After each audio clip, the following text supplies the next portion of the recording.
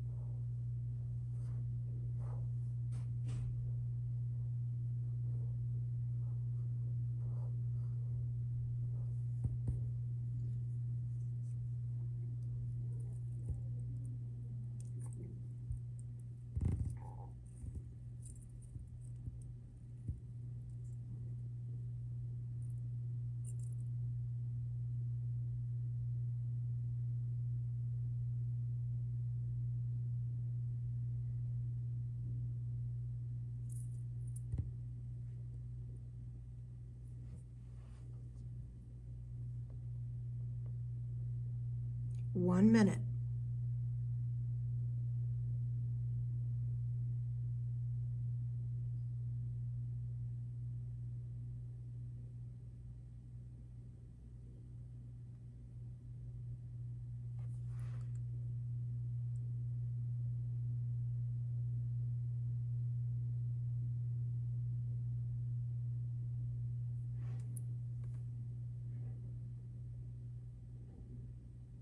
Thirty seconds.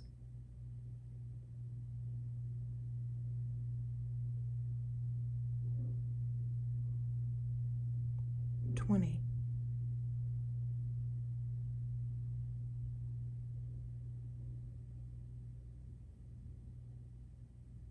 10.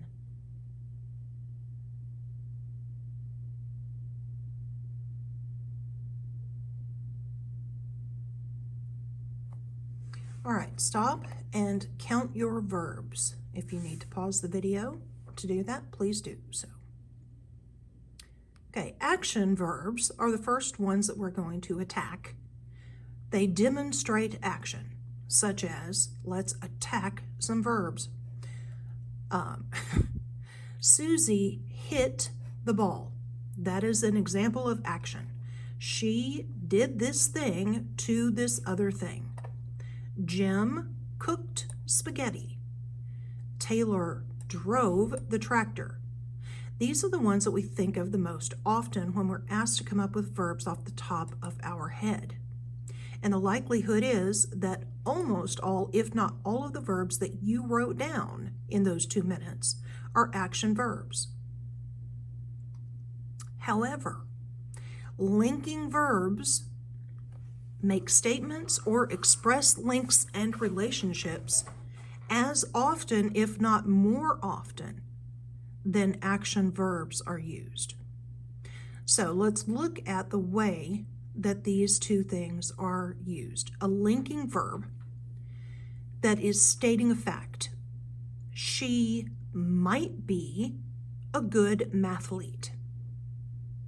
He was a horrible singer.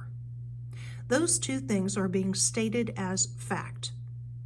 So they're making a statement. Now, to express a link or relationship, you have to have one thing on either side. She and mother. She is my mother. The boy, my neighbor. The boy could have been my neighbor. So you're connecting two things and you're showing how they are connected. She is, so that's absolutely my mother. The boy could have been my neighbor. That's a possibility. But that's how those two things are connected, the boy and becoming your neighbor. And linking verbs can pretty much be listed, and I'm pretty sure that you have heard some of these lists. Now, there is a whole series of verbs, linking verbs, called the be verbs. These are anything that has to do with be or being or been. So, linking verbs, write these down: am, is, are, was, were, be. That's all I want you to write down. Am, is, are, was, were, be. B-E. Am, is, are, was, were, be. Am, is, are, was, were, be. Am, is, are, was, were, be. Am, is, are, was, were, be. I am, we are. I am, he is, we are, that was, that were, that, can't think of one, will be. Okay, so all of these be verbs have either be, being, or been in them. So when you see the be word in connection, you know that it's one of the be verbs. And the be verbs are, linking verbs. Be, being, been, has been, have been, had been, will be, shall be, may be, would have been, should have been, could have been, can be, should be, would be. Do you see all of this? Anything that has the be, being, or been, which are all forms of be, connected with it is considered a verb. Now here's the key. A verb doesn't just mean that it's one word, and that's where a lot of people get confused. A verb is the action of the sentence, whether it is linking two things together, whether it is showing a relationship, whether it is a physical action that is taking place. The verb is all of the words that connect together to form a verb. Okay? Now, unfortunately, grammarians, you'll notice in this note down here, like to give it a whole bunch of different names. Don't ask me why. But if you hear them, this is what it means. It means verb. A verb phrase, a predicate, that's a common one, or a participle. Don't ask me why, but they mean verb. Okay, so now that that's all cleared up, nobody ever told me this, by the way. There are some oddities that you could throw in depending on the situation. And they could be a linking verb. They also could possibly be like this, an action verb. It depends on the situation. So linking verbs absolutely will always be am, is, are, was, were, be. With being, been, has been, have been, had been, could have been, should have been, would have been, blah, blah, blah. All the be extensions. And then sometimes you have other ones depending on how they're being used. We're not going to worry about those because we're going to determine that on a case-by-case basis. There we go. Okay. A verb phrase, that was one of those things that I just mentioned, is determined, its usage is determined by the one that ends it. So it is the last word in the verb phrase. So if you have a verb that is more than one word, like is cooking, is helping out the word cooking. Cooking is an action verb. So this verb phrase is an action verb phrase. I know, that's very confusing. But basically, the word that ends it determines everything. So this one, the word is, yeah, it's there. But this one, cooking, is whether we determine that it's action or not. Is, if it was sitting by itself, would be called a linking verb. But since it's with cooking, the whole verb phrase is considered to be an action verb phrase. Also something that was never explained to me. Okay, linking verbs, just as a note, can always end in ed or ing. Doesn't matter what form they're taking, they're still linking verbs. Some verbs can be on both lists, and we're going to look at why, because we're going to determine which one is which. So at the end of this, you're going to need to pause and do some work. But let's look at this example. The eggs smelled rotten. The girl smelled the clean clothes. Now, did the eggs sniff something? No. What you're doing here is you're showing that there's a relationship between eggs and rotten, and it's describing the way that they smell.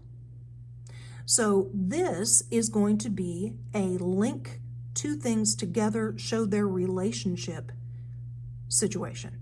So smelled, in this case, is a linking verb because it's showing the relationship. Okay, in this case, the girl smelled the clean clothes. Is she doing something? Yes. She is sniffing. She is smelling. You could put sniffing. The girl sniffed the clean clothes. She is sniffing the clean clothes. The reason I included smelled was so that you could see that smelled can be used as either a linking verb or an action verb, because here it's showing us the link between eggs and rotten. And here it is something that the girl is doing to the clothes. All right, now for the rest of these, they're basically pairs. You need to determine whether the verb is an action or a linking verb.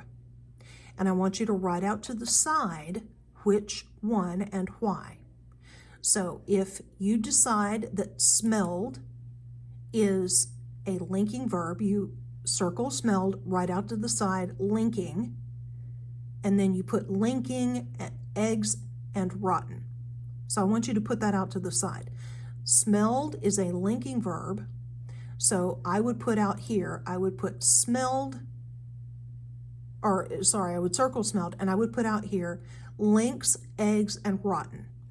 Here, I would circle smelled, and I would put out here she smelled.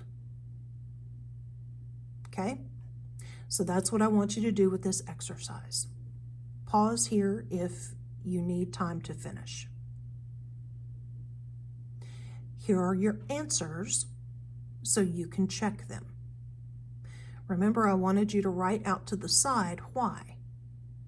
So please do that in your written answer submissions. And here I want you to do exactly the same thing.